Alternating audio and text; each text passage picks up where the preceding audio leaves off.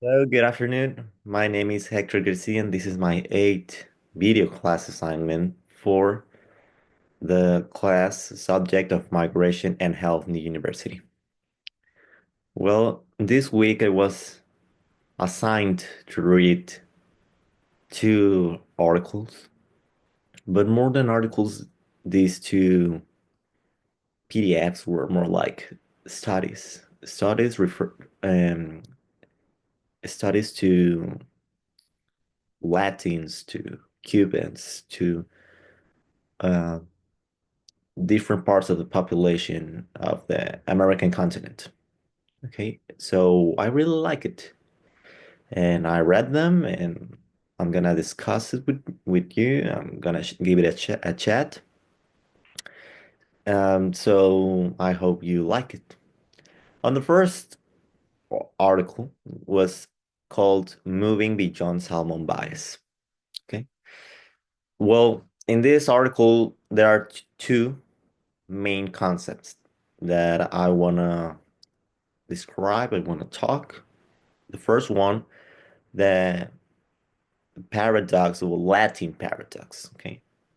It means that it's a phenomenon that we don't know why, but those Mexican people that, those immigrants that come to the United States have better health than those who were born in the United States.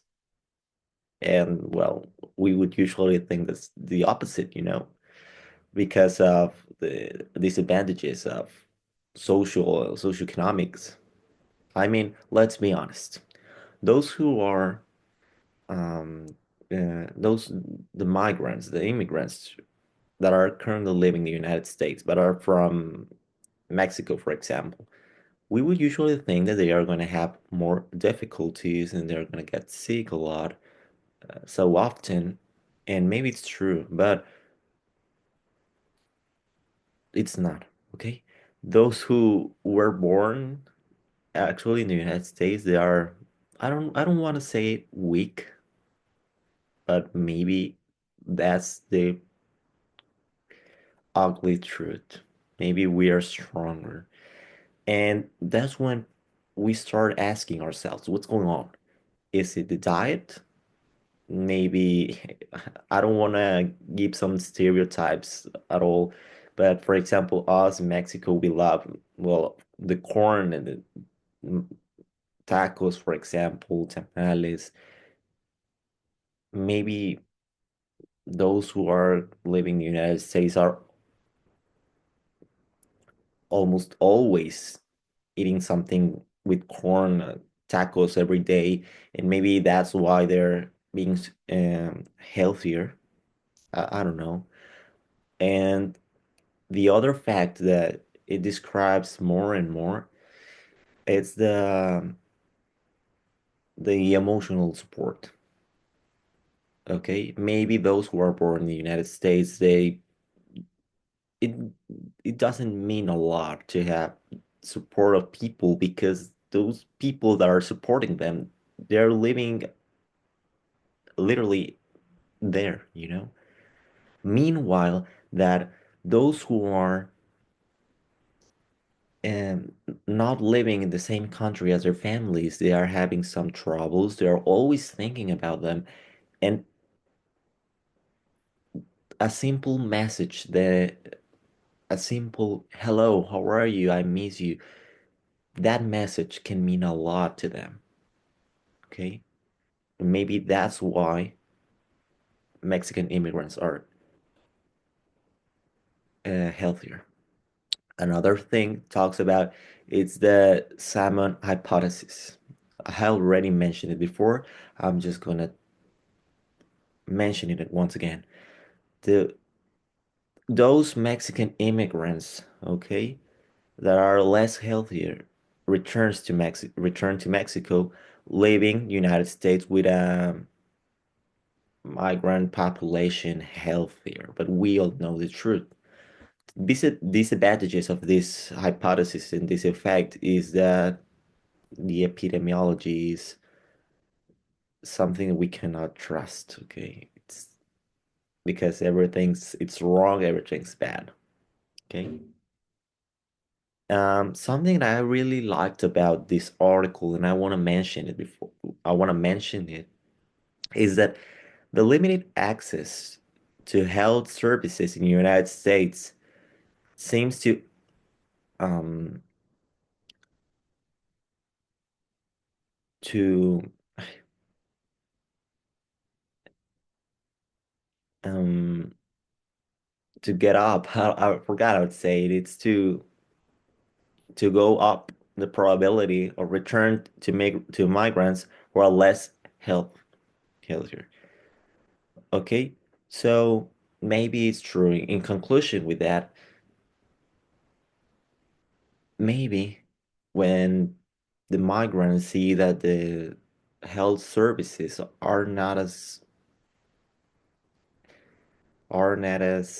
well, they can't access to them as they would like. Maybe they just decide that it's better to return home, you know? I don't know. Maybe it is. And then we have the other article, but this one is more, as I said before, as I mentioned, it's a study. Okay, it's called the Latino mortality paradox. Okay, in this one, well, it's it's they want to compare two groups. Okay, they want to find out what's going on. Those who those Mexicans migrants who are living in the United States, why are they having so much better health system for themselves? Why are they better than the newborns? They want to compare them and they want to find out it is only because they are migrants or what's going on, what other effects eh, they want to compare it with Cubans that we all know that yeah, they're Latins, but it's hard to return to Cuba. Okay. So the salmon hypothesis. So if Cubans um, have a low mortality, like um, other ones, a lot, okay? If Cubans get low mortality, the salmon hypothesis is gonna be wrong. Okay. So I really like that. They also studied Puerto Ricans. Yeah. They live in a well, I don't want to say a country apart, but a different territory. So maybe they can leave the United States, but the epidemiology is gonna be the same. Okay. And last but not least, we have the Latins born in the United States, which is not the same. These are born in the United States. Okay. So they studied this group and they found out that that guess what? The three groups got low mortality. So Cubans and Puerto Ricans have low mortality, which explains that the salmon hypothesis is wrong. It doesn't explain anything, okay?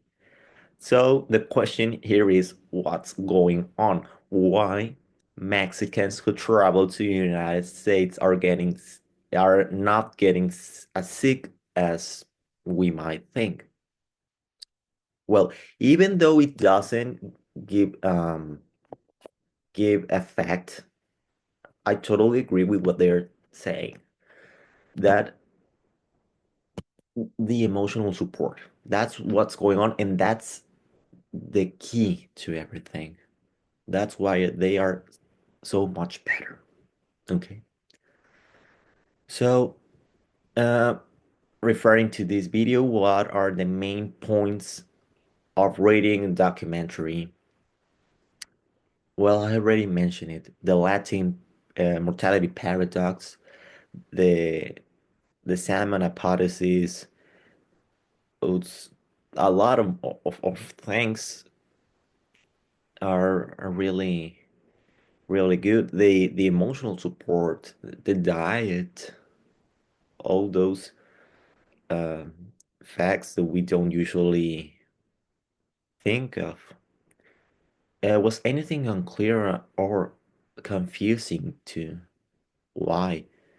Well, at the beginning, yes, it was kind of difficult to understand everything because, for example, in the Latino mortality paradox, they were studying three groups, and I was getting I didn't know what was going on with the low mortality and that's better, that's bad. So I had to think of all those numbers with the epidemiology of never mind. That was unclear at the beginning, but later on, everything's it's fine now. What was new to you, and did it change how you think or perceive things?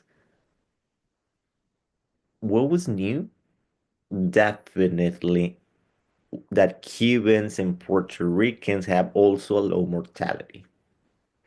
Even though I respect and I really like the salmon hypothesis, now that I know it's false, um, well, I really like everything. Okay, and did it change my way of thinking? Yeah. You want to know what? That now I know for sure that us Mexican population are way better, are better than the United States. I'm sorry for saying it that way, but we are better. Maybe it's on our DNA. We don't know. But let's not find out. Let's just enjoy.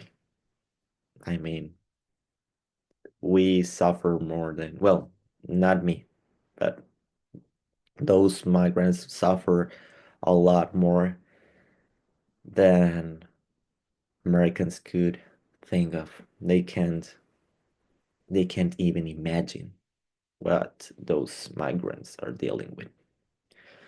And was there anything you would like to explore further or learn more about, and why? Um, well, as I said before, I don't want to know why. I don't really want to know why people, Latins are better in those situations. So no, I don't want to know why.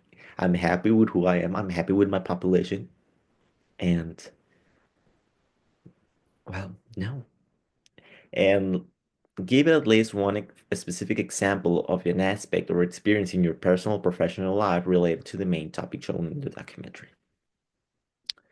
Well, one example. Actually, I don't have really an example because I don't have a Cuban or Puerto Rican or no. Well, an example I could give you is that, well, yeah, I have family in the United States, okay? Even though, no, well, yeah, I have family in the United States. They were born here in Mexico. Now they are currently living in the United States. They are not illegal. They have the citizenship. Sorry, I don't know how to say. They are citizens. Well, now they are citizens, and well, they are good, healthy and everything. But something that I have really now I'm thinking about is that their health, okay, they are born in the United States. Thanks to this, I know that they are low mortality, but we should add.